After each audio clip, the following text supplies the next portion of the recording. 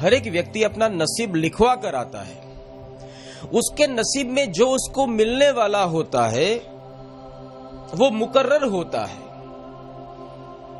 परंतु किसी व्यक्ति ने बुरे आशय से जब निंदा करना शुरू कर दिया तो जो व्यक्ति अपना नसीब लिखवा कर आया था और उसके जीवन में जो खुशियां या तो जो अच्छाई आने वाली थी उस निंदा के कारण रुक गई, और वो हमेशा हमेशा के लिए रुक गई, और वो जो सुख से वंचित हो गया, इसका दोष उस व्यक्ति के ऊपर लगता है। क्यों लख लख? इसलिए क्योंकि लख लख मतलब लाख लाख दिनों तक वो व्यक्ति अपना सुख न भोग सकेगा, और उसकी आकांक्षा में उसको पुनर्जन्म में आना पड़ता है।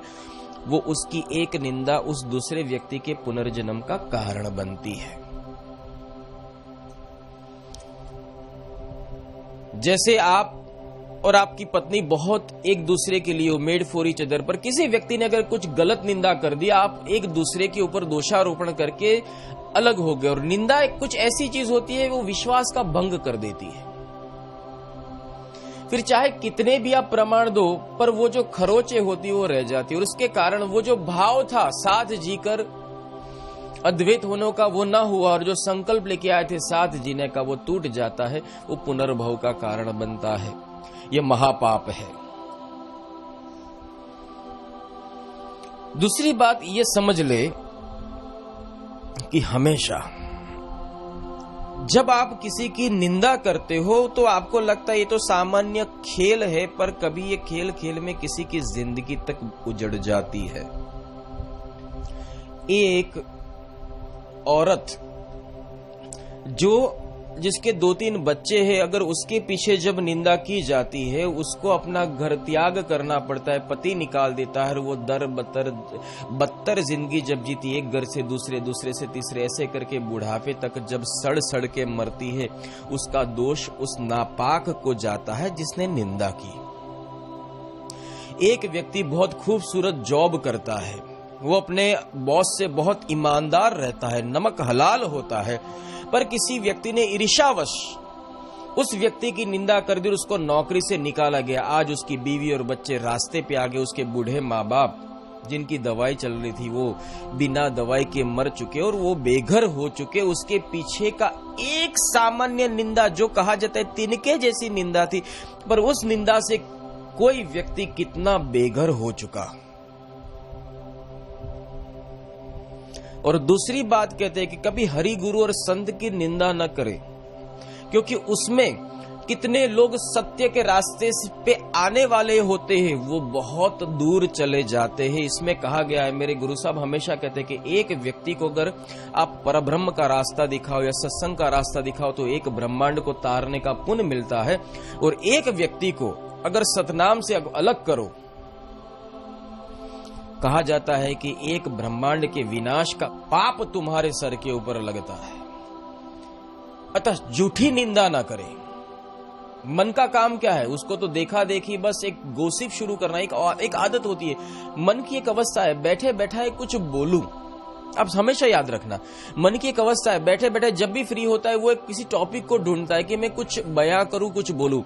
यहां तक कि आप देखना, किसी के साथ आप घूमने गए हो तो ऐसी अवस्था में होता क्या है कि माहौल कुछ ऐसा होता है कि आप अपनी इंप्रेशन जमाना चाहते हो, किसी को इम्प्रेस करना चाहते हो, या तो उसका प्रेम हासिल करना चाहते हो, या तो उसकी हूंफ हासिल करना चाहते हो। ऐसी अवस्था में होता क्या है, आप धीरे से कोई टॉपिक अगर नहीं मिलता है तो निंदा शुरू कर देते हो, किसी एक्टर की, किसी डायरेक्टर की, किसी पंडित की, किसी कॉर्पोरेटर की, किसी पॉलिटिशियन की, किसी न किसी भी, और उसमें घूमते घूमते किसी को टारगेट बना देते हो। और उसकी फिर कभी कभी वो जब मौज आ जाती है तो उसमें एक सच्ची बात होती है, उसमें भी 10 झूठी बात बनाकर सामने वाले को हंसाने के लिए आप झूठ मूठ की अवस्थाएं जब शुरू कर देते हो, उस अवस्था को पकड़ने की कोशिश करें।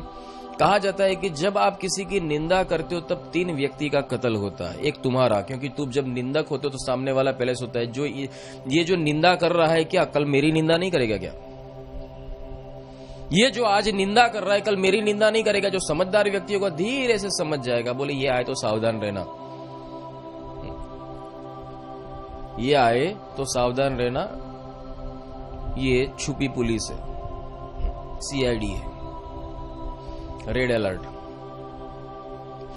जब आप किसी और की निंदा करते हो, मतलब उसके चरित्र या तो उसके प्रतिष्ठा या तो उसकी काबिलियत को आप नष्ट करते हो,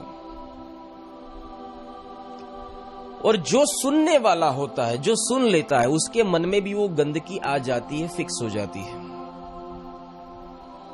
और ये एक ऐसी गंदगी जिससे आप निकल नहीं सकते। जैसे तुम अगर चंदन की लकड़ी हो, अगर तुम्हारे ऊपर लहसुन का अर्क डाल दिया जाए, फिर साहिब जितनी बार घिसोगे चंदन की खुशबू नहीं, अंदर से लहसुन का अर्क ही आएगा। और जब खुद अपने ऊपर जब वो तिलक लगाओगे, फिर क्या होगा? जलेगा ही तो, और खुद वही बदबू से तुम भागोगे। निंदा को कौन सुन सकता है? यहां बात आती है जिसको कहा जाता है कमजोर दिमाग का अज्ञानी या निर्बल।